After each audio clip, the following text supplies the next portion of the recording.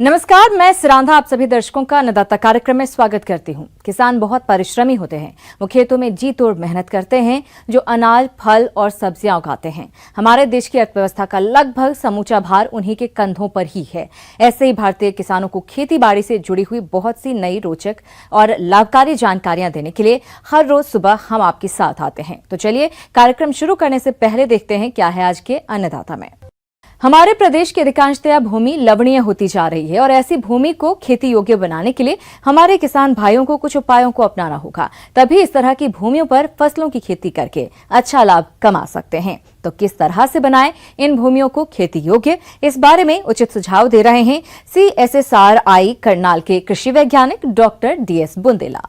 सबसे पहले तो ये लवणीय भूमि जो है ये क्यों बन रही हैं हमारे देश में, तो इनका सबसे पहला कारण जो वैज्ञानिक विधि से अध्ययन किया है, एक तो ज़रूरत से ज़्यादा जो नहर का पानी और ट्यूबवेल का पानी जो हम फसल में लगाते हैं, तो इस पानी में काफ़ी लवण होते हैं। यदि उदाहरण के तौर पर लें तो जब हम धान और गेहूँ एक फसल चक्र एक साल में लगाते हैं तो 1 हेक्टेयर में 1000 किलो लवण लगा देते हैं, जो कि मात्रा बहुत ज़्यादा है और ऐसा कोई अन्य चीज़ नहीं है जो हम खेती में इतना लगाते हैं। और साथ साथ इसकी जो सबसे बड़ी समस्या आ रही है, जो नहरें हैं उनसे जल रिसाव हो रहा है, जो खालें हैं, वाटर कोर्स हैं, डिस्ट्रीब्यूटरी हैं, उनसे भी पानी का रिसाव हो रहा है और उससे जो मार्जिनल और हमारा लवणीय जल है, भूजल है, वो ऊपर आ रहा है।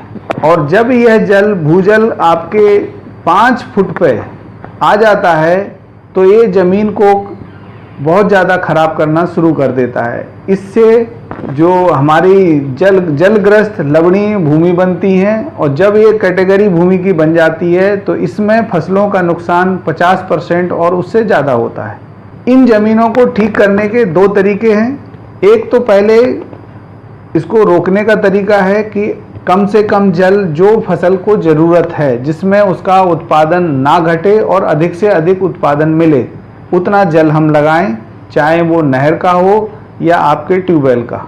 अपनी भूमि का टेस्ट और पानी का टेस्ट हर 2 साल के अंतराल पर कराते रहें, जिससे उन्हें अपनी भूमि की स्थिति पता रहेगी। मृदा सुधार के अंतर्गत सबसे पहले आप मिट्टी के नमूने की जांच करवाएं। उसमें यदि pH की स्थिति लवण दिए है तो आप खेतों में जल भर दें या पलेवा कर देना चाहिए तथा कुछ दिनों तक खेत में पानी को भरा रहने दें, जिससे खेत की मिट्टी में मौजूद लवण और क्षार पानी के साथ घुलकर जमीन के अंदर चले जाते हैं और जो पानी खेत में रह जाता है वो खेत की मृदा में मौजूद लवणों को हटा देता है। इसके बाद जो पानी खेत में भरा रहता है उसको निकाल देना चाहिए। दूसरा ये है कि जो जमीन खराब हो गई है उनके लिए CSSRI ने एक भूमिगत जल निकास प्रौद्योगिकी का विकास किया है और पूरे देश में एवं प्रदेश में ये 71,000 हेक्टेयर भूमि में लगाई जा चुकी है। इससे पाइप का नेटवर्क 5 फुट नीचे ज़मीन के अंदर बिछा दिया जाता है और जो लवण मिट्टी में होते हैं, बरसात के जल या सिंचाई जल के द्वारा उनको घोलकर इन पाइपों के द्वारा निकाल दिया जाता है और ये खराब ज़मीन 2 साल में लगभग 80% ठीक हो जाती है और 3 साल में पूरी तरह हो जाती है। किसान भाइयों, अभी तक आपने खेती से जुड़ी हुई कुछ उपयोगी जानकारियां देखी। अब लेते हैं एक छोटा सा ब्रेक, जल्द लौटेंगे। कार्यक्रम में और भी है खेती बाड़ी से जुड़ी हुई महत्वपूर्ण जानकारियां। आप बने रहिए हमारे साथ। ब्रेक के बाद आप सभी दर्शकों का अन्नदाता में एक बार फिर से स्वागत है। चलिए अब रुख करते हैं अगली कड़ी की ओर।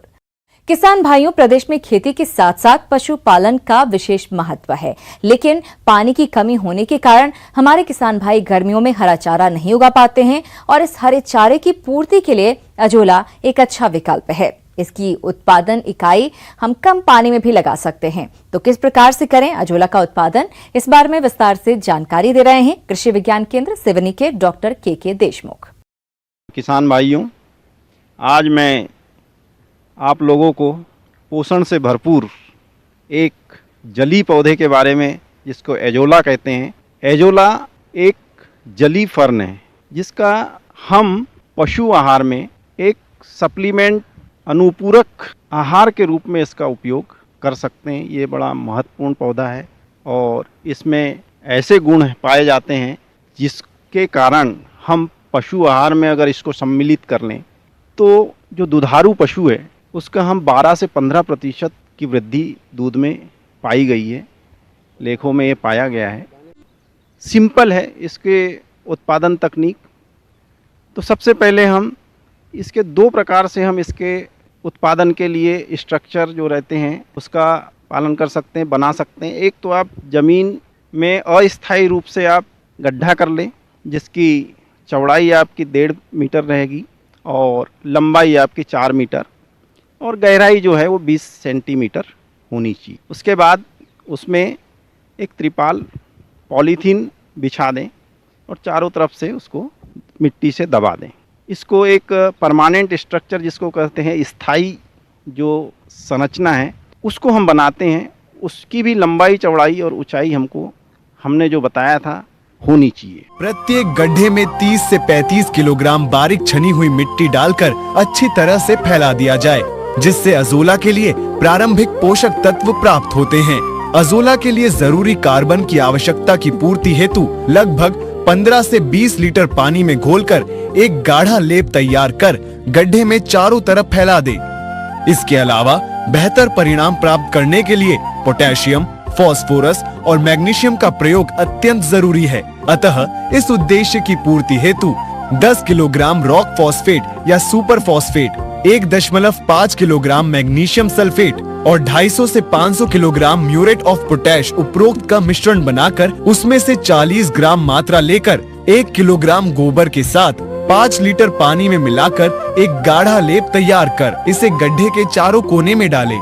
इसके बाद स्वयं तैयार की गई मात्र नर्सरी से अथवा किसी अन्य विश्वसनीय स्रोत से लगभग 1.5 किलोग्राम ताज़ा अज़ोला लेकर उसे तैयार नर्सरी की जल सतह पर भली भांति समान रूप से फैला दें। इसके तुरंत बाद क्यारी में अज़ोला के टीके के ऊपर ताज़े पानी का छिड़काव करें ताकि जो पौधे नीचे दबे रह गए हों वे अपनी सामान्य अवस्था में आ सकें। इसके बाद यदि तैयार की गई क्यारी किसी पेड़ के नीचे हो तो संक्रमण से बचने के लिए उसके ऊपर नायलॉन की जाली अवश्य लगा दें। अज़ोला की वृद्धि दर बहुत तीव्र होती है और यदि परिस्थितियां अनुकूल हो तब 1 सप्ताह के भीतर अज़ोला का प्रारंभिक टीका पूरी क्यारी में एक मोटी चटाई के रूप में फैल जाता है। लगभग 7 दिनों के भीतर ही क्यारियों में डाला गया 1 किलोग्राम अज़ोला का टीका लगभग 8 से 10 किलोग्राम तक हो जाएगा। इसके अलावा यदि वातावरण का तापक्रम कम है तथा उसको उपयोग में लाए जाने के मध्य का समयांतराल अधिक है, ऐसी दशा में अज़ोला की वृद्धि दर काफी कम हो जाती है। अज़ोला संवर्धन की वृद्धि दर तथा अपनी सहूलियत व आवश्यकता अनुसार प्रत्येक क्यारी के 10 से 15% अज़ोला के भाग को प्रतिदिन या एक नियमित अंतराल पर हर तीसरे दिन निकालकर उपयोग में लाया जा सकता है। इसका उपयोग कैसे करें इसके बारे में, तो इसको छन्नी से पानी से 1 mm की छन्नी आती है मिलीमीटर की, उससे आप उसको निकाल लें।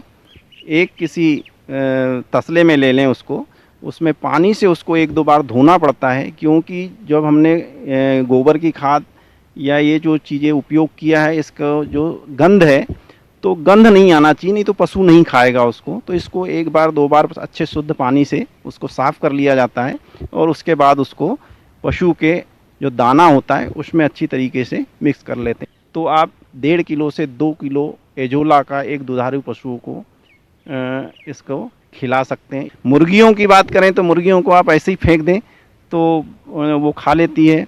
बकरी बहुत चाव से खाती है इसको। तो इस तरीके से ये बहुउपयोगी और एक लागत को कम करने वाला एक जली पौधा एजोला और भरपूर तत्वों से भरपूर है। इसका उपयोग करें और अपनी लागत को कम करें। आगे और भी ये खेती बाड़ी से जुड़ी हुई बहुत सी रोचक जानकारियां, लेकिन यहाँ पर रुकेंगे एक और ब्रेक के लिए। जल्द हाजिर होते हैं। ब्रेक के बाद एक बार फिर से आप सभी दर्शकों का अन्नदाता कार्यक्रम में स्वागत है। बढ़ते हैं अगली प्रस्तुति की ओर। मशरूम की खेती में होने वाले फायदे को देखकर इन दिनों इसकी खेती में शहरी युवा भी खासी दिलचस्पी ले रहे हैं। अगर आप भी ऑयस्टर मशरूम का उत्पादन करना चाहते हैं तो इसके लिए कौन कौन सी बातों पर विशेष ध्यान दें, देखिए अन्नदाता की इस खास रिपोर्ट में। पिछले कुछ सालों में भारतीय बाजार में मशरूम की मांग तेजी से बढ़ी है। जिस हिसाब से बाजार में इसकी मांग है, उस हिसाब से अभी इसका उत्पादन नहीं हो रहा है। ऐसे में किसान मशरूम की खेती कर अच्छा मुनाफा कमा सकते हैं। आमतौर पर ओयस्टर मशरूम को भारत में झिंगरी के रूप में जाना जाता है। ये कार्बनिक पदार्थों के क्षय पर भी बढ़ सकता है। इस मशरूम के फल शरीर में अलग अलग शैल, पंखे या रंग के होते हैं, जो विभिन्न प्रकार के सफेद, क्रीम, ग्रे, पीले, गुलाबी या हल्के भूरे रंग के होते हैं। ऑयस्टर मशरूम की खेती बड़ी आसानी और सस्ती है। इसमें दूसरे मशरूम की तुलना में औषधीय गुण भी अधिक होते हैं। इसकी खेती के लिए भूसा, पॉलीबैग, कार्बेडाजिम, फॉर्मेलिन और स्पॉन इत्यादि की जरूरत होती है। इसकी खेती सितंबर से लेकर मार्च तक होती है। उत्पादन की विधि: इसके उत्पादन के लिए 10 किलो भूसे को 100 लीटर पानी में भिगोया जाता है। इसके लिए 150 मिलीलीटर फॉर्मालिन, 7 ग्राम कार्बेडाजिन को पानी में घोलकर इसमें 10 किलो भूसा डुबोकर उसको शोधन किया जाता है। भूसा भिगोने के बाद लगभग 12 घंटे, यानी अगर सुबह फैलाते हैं तो शाम को और शाम को फैलाते हैं तो सुबह निकाल लें। इसके बाद भूसे को किसी जालीदार बैग में भरकर या फिर चारपाई पर फैला देते हैं, जिससे अतिरिक्त पानी निकल जाता है। 10 किलो भूसे के लिए 1 किलो स्पॉन की जरूरत होती है। इसके लिए 7 दिन पहले ही मशरूम के स्पॉन लेने चाहिए। इसके बाद 1 किलो सूखे भूसे को एक बैग में भरा जाता है। एक बैग में 3 से 5 लेयर लगानी होती है और प्रत्येक लेयर लगाने के बाद उसमें स्पॉन को किनारे किनारे रखकर उस पर फिर भूसा रखा जाता है। इसके बाद पॉलीथीन को ऊपर से कस करके बांध देते हैं। बैग में हवा जाने के लिए 15 से 20 छेद कर दिए जाते हैं। इसके बाद पॉलीथीन को 10 से 12 दिन जमीन से ऊपर कमरे में रखते हैं और फिर जब भूसा पूरी तरह से सफेद हो जाता है तब पॉलीथीन को हटा देते हैं। बांस या लकड़ी के सहारे उनको जमीन से ऊपर छांव में रखते हैं। जब भी नमी की मात्रा कम हो तो स्प्रे से पानी का छिड़काव करते हैं। 5 से 7 दिन बाद अंकुरण होने लगता है। फिर 10 से 15 दिन में मशरूम तैयार होने लगता है। मशरूम को घुमाकर तोड़ दिया जाता है। एक बंडल में 2 से 3 किलो मशरूम तैयार होते हैं। इस मशरूम में सबसे अच्छी बात होती है, इसे किसान सुखाकर भी बेच सकते हैं। इसका स्वाद भी तीनों मशरूम में सबसे बेहतर होता है।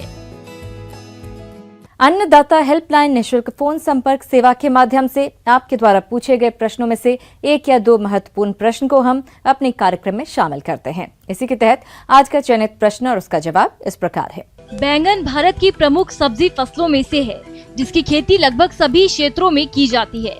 लेकिन बैंगन की फसल में कुछ कीटों का प्रकोप देखने में आता है, जिससे पैदावार बहुत कम हो जाती है। अगर किसान भाई समय पर इन कीटों की पहचान करके उनकी रोकथाम कर ले तो वे अच्छी क्वालिटी का अधिक उत्पादन प्राप्त कर सकते हैं।